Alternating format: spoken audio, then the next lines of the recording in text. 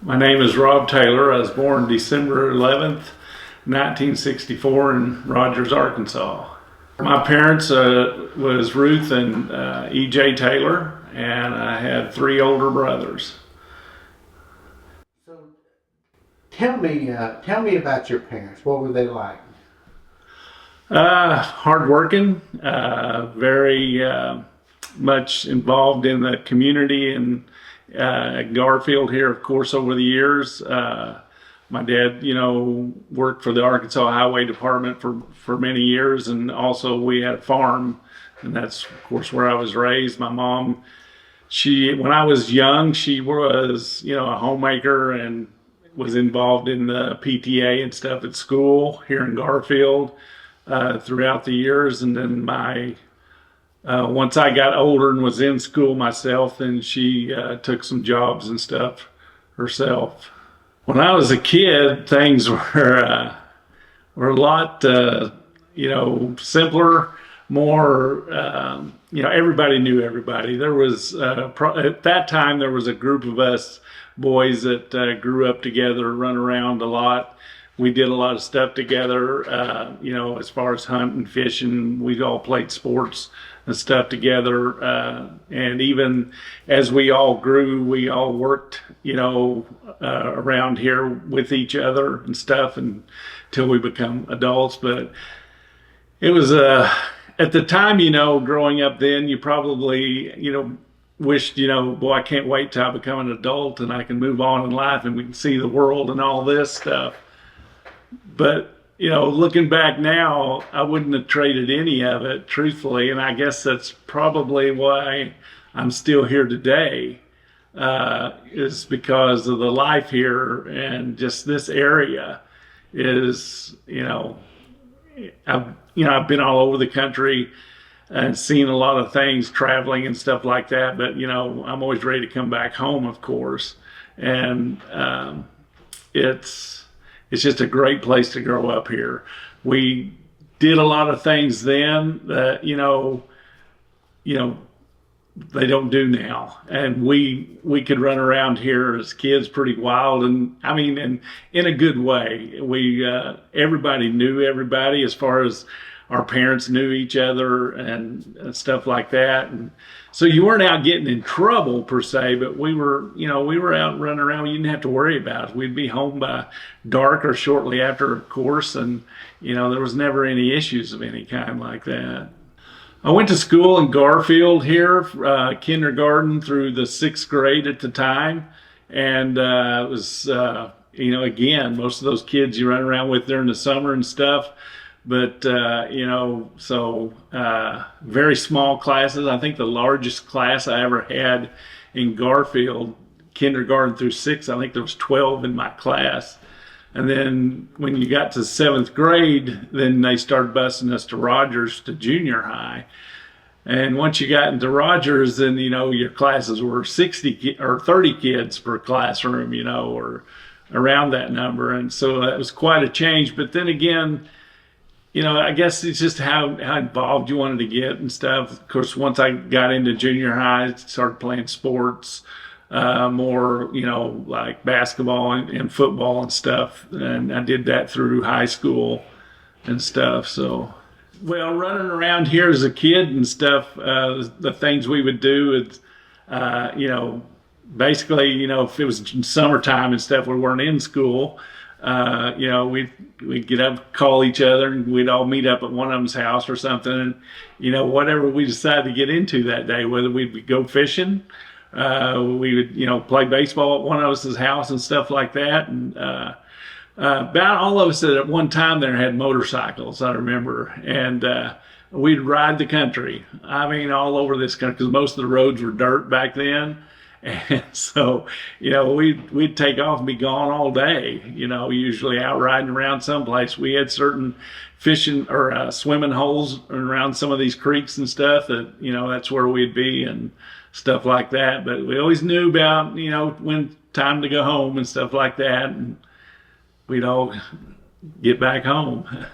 Beef cattle, raising cows and stuff, that was primarily the businesses what we did. My dad did milk cows prior to me coming along, but eventually changed over to raising beef cows and selling those. The jobs I did throughout my life and everything, when I was a kid, we started out and got old enough, we'd have our own hay crew. I remember that. And there was most of us that grew up together, we decided to put our own hay crew together, and we'd go around to all the farmers and haul their hay for them and stuff during the summer. And then, when we were out of school and stuff. Once I graduated from high school and stuff, though, I started working at a cabinet shop here locally. And, I'm pretty sure that wasn't what I was going to do, but I didn't know what I was going to do at the time, being, 18, 19 years old and stuff. So I then decided to try out the mechanicing. And as that was about the time that I joined the volunteer fire department here in Garfield. And, I didn't have a lot of thought about becoming a firefighter by no means. Didn't know a lot about it or anything. I had two older brothers that was on the volunteer fire department at the time.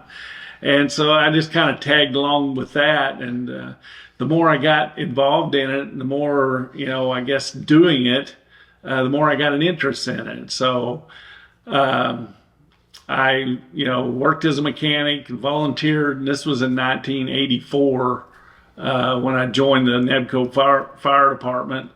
And it was just something I really loved doing and had a big interest to it. And the more I did it, the more I liked it, the more I learned about how to do it. The more I thought, this is something I think I might want to do.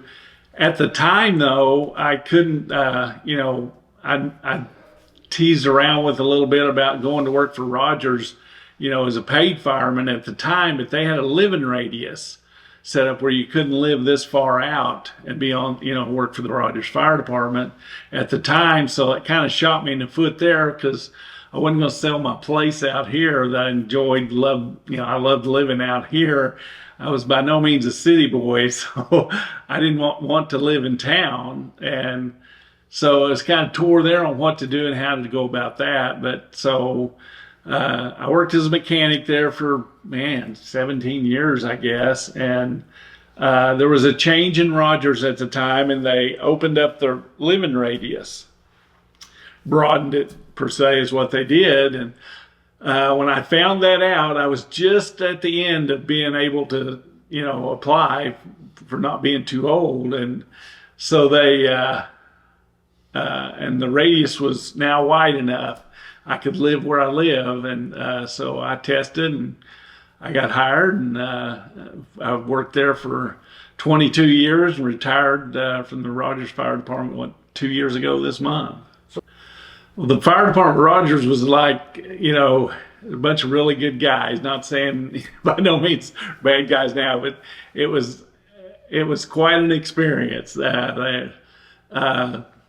Great guys, I tell you what. That was the best time of my life so far, I think, as far as being a part of something, is the Rogers Fire Department. At that time when I started,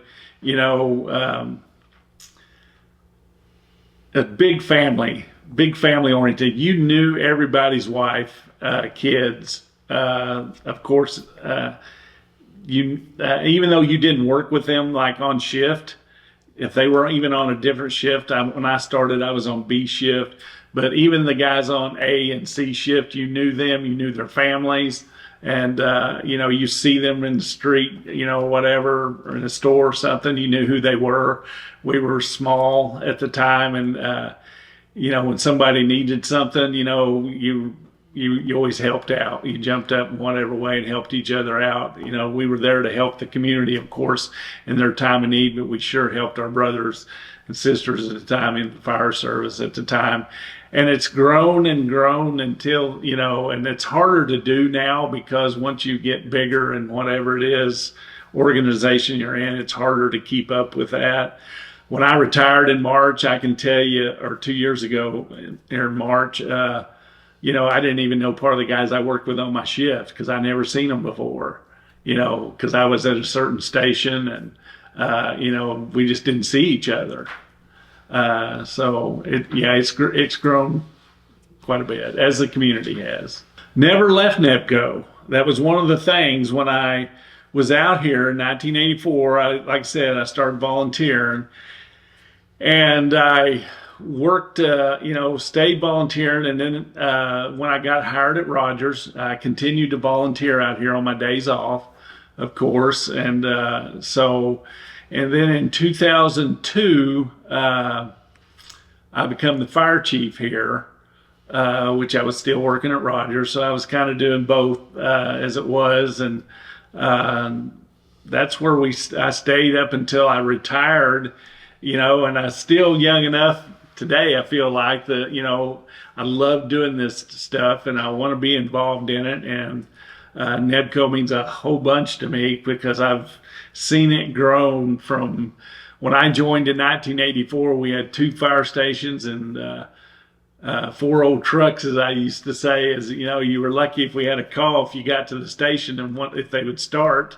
If they did start, you were really lucky if you got back from the call. I mean, and today we're up to 5 fire stations, a boat dock on the lake that has our fireboat in it, and we run the ambulance service now. We took over in July 10th of 2010. In July 2010 is when we took over the ambulance service, and we've just grown a tremendous amount. And I'm proud to say where we're at today. And it's been a lot of hard work from I say for myself, but a lot of hard work from citizens in this community that's helped make this thing grow, and people contributing to it. What is NEBCO? NEBCO is a paid EMS service that runs a volunteer fire department, is the way I look at it today. We have a full-time EMS crew that's here 24 hours a day, 365 days a year. And we have a part-time EMS crew that's here. We try to schedule it 4 days a week to run with this as a second ambulance, but it's always staffed by part-time people. And so it just depends on when I can get the people to staff that second ambulance.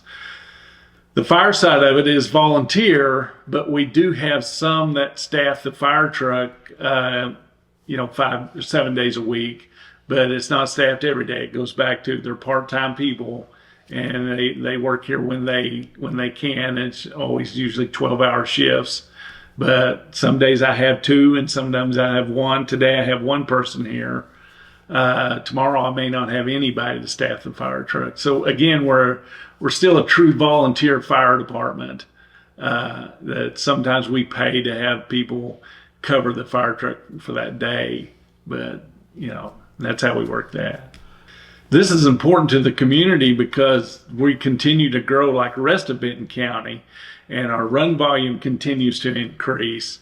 And, when I started here, we averaged somewhere around maybe 80 calls a year, 90 calls a year. We're now over 1,000 calls a year. And so again, most volunteers out here, if not all volunteers, they work a 40+ hour week job, to make a living at wherever, usually not in this area. It's usually in Rogers or someplace not in Garfield area. So they're away, and then when they're not working, of course, they got family and stuff to be involved with too. So they have to be, making a living and everything to support their families also. So they're not always around here when we have that call. So we rely heavily on, being able to have somebody paid just to be here for 12 hours. And then of a nighttime, most people are home from their jobs. So then they can make the calls of a nighttime is what we try to do now. But again, it's important to the community really to understand that, we continue to grow every year, just like Benton County is. There's a tremendous amount of people moving into Benton County, every year.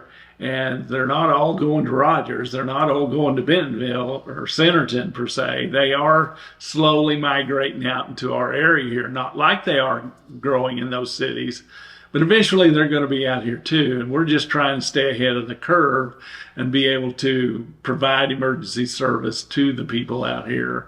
And they've been very supportive over the years. We wouldn't be where we're at today without their support and continuing to support us. Well, NEBCO covers both Garfield and Gateway. Okay, they're both in our fire districts, per se, is what it is. And I think we've got a good working relationship with both cities. We're basically you might consider a private service because we're not part of the city, either one of the cities, like you would find in Rogers or Bentonville or Lowell or Centerton or whatever. We are on our own as far as the way we operate and our funding. Our funding is all through dues paying members or the benefits we have about 4 times a year. That's what supports NEBCO. Now, the cities have always been supportive in a lot of ways. The cities of Garfield, for one, has helped contribute money towards building our community room out here at one time, and just general things like that. And a lot of times we get grants for certain things and we have to pass them through either the county or the city. The money has to go through them in order for us to get it. So they've been helpful, over the years in ways like that. What do you see in the future for NEBCO and its role out here in the county? I think NEBCO is going to continue to get busier. I really do. And things, it cannot but get busier. I mean, the more people that visit our area. NEBCO covers a large portion of Beaver Lake. And during the summer, that is a huge attraction to people, of course. And they travel through our area, through Garfield per se, to get to the lake and spend time on that lake. Well, it's our responsibility to provide emergency service for them when they're out playing around the lake. And that's why we have a fireboat. And that's a rescue fireboat is what it is. And it's for those situations, unfortunately, happen on the water out there. We're able to respond out there to help those people. But just traveling through our area with, motor vehicle accidents, things like that. And as I said earlier, people are going to continue to move out here. Not everybody wants to live in that apartment in Garfield or Bentonville. And, as Walmart continues to grow, as anything else in Northwest Arkansas continues to grow, they're going to be out here eventually. And we have to be prepared for that. Well, typically anything on the lake, type of call on the lake would be anywhere from a boating accident, or even we've been on a few calls where, boats are sinking for some reason. We do calls where people have, unfortunately drowned. Those situations there from accidents, whether it be from a skiing accident or kayak accidents. We've had those when storms blow in, people get caught off guard out on the lake, things like that. Our Highway 62 here is a very busy highway through here. So we deal with a lot of MVA, motor vehicle accidents. And we're no different than any other fire department. We have structure fires and things of that. We have trails out here. People get kind of turned around, get lost on. We deal with a lot of brush and grass fires that get out of control, those type of things. And then there are typical medical calls from the sick to the cardiac arrest, back to the MVA type car wrecks and stuff. So we deal with a little bit of everything there. You're a long ways from getting. If we weren't here, for instance, you would be looking for Rogers to respond out here. That's anywhere from 15 to 20 plus mile response for them. And even though they're sitting in their stations ready to respond, that's still that's a pretty good response time. And time's everything in the emergency service, whether it be an EMS call or whether it be as a fire. So time is everything. You have to be able to respond quickly and get there. So yeah, I think people, once they know we're here, I think they're happy to know, and a lot of times, and I'm thankful for that. I like for them to get involved. I want them to come ask questions about us and know more about us, and we're always open to improving. And so, if there's ways we can improve, I'd love to hear them. As this community continues to grow, I want to say one thing that has probably disheartened me the most in the last couple of years here is the history of the elementary school down here. It's been part of the Rogers School District for all these years, and it's something that's really been, I would say, it's probably the biggest cornerstone of this community by all means. People can be disgruntled with NEBCO Fire Department. They can be disgruntled with the city of Garfield or the city of Gateway or Lost Bridge Village, whatever. But you won't hardly find anybody that's been disgruntled with the Garfield Elementary School. That's a very, very small list. And, Rogers School District has chose to shut that down. And that's really something us that have been here all of our lives, I've 59 years, I've lived here in Garfield, and to see that disappear is not good. I don't feel like at all, and I hate to see that happening. So that's probably the biggest thing I hate to see happening. What about this new school, that's charter school? I support it 100%. I think it's a must. And I wish them all the luck in the world. And hopefully, that's going to, make, keep things going as the norm, you might say, is what I would like to see. It's not that, I hate we're not going to be part of the Rogers School District. That's not my point at all. My point is I think we need a school in this area, especially for the smaller kids like that. I hate to see these kindergartners through, third, fourth, fifth grade, whatever it is. I hate to see them bust to, a long distance like that. I just think that's a terrible thing. And but so again, I totally support this new school, and I hope it works, and we'll see. If you ran into somebody who'd never been to Benton County, let's say you were traveling or something, and they ask you, how would you describe Benton County? What would you tell them? It's got great opportunity. And that's kind of a double-edged sword in a way. There's a lot of things going on in Northwest Arkansas, Benton County, that, I look back 10 years ago, 15 years ago, if we'd have been having this conversation, especially 20 years ago, you told me this is where we're going to be today. I thought, you're crazy. I knew we'd grow, but not like it has in the last 10 years, 15 years for sure. And meeting somebody out on the street and wanting to know about Benton County and everything, I think it has a lot of, I don't know what the proper word would be, but, potential for most anybody.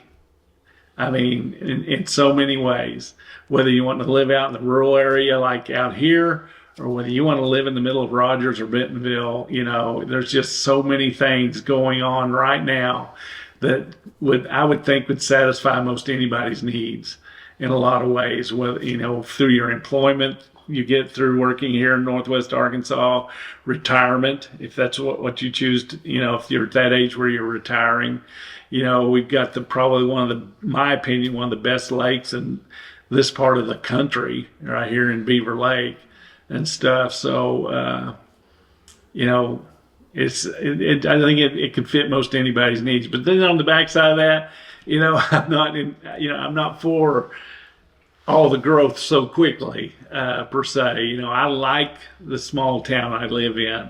I've lived here my whole life for that reason. I've got the quiet rural development where I live, but I can be in Rogers, Bentonville in 20 minutes and get most anything I want. My favorite thing about Benton County is what I just said. You can live in a rural setting. You can live in a lake setting. You can live in the middle of a metropolitan type area, such as, Bentonville and Rogers, and have most anything you want right at your hands. And I still feel like our crime rate and everything here is very low, considered to a lot of areas, of course.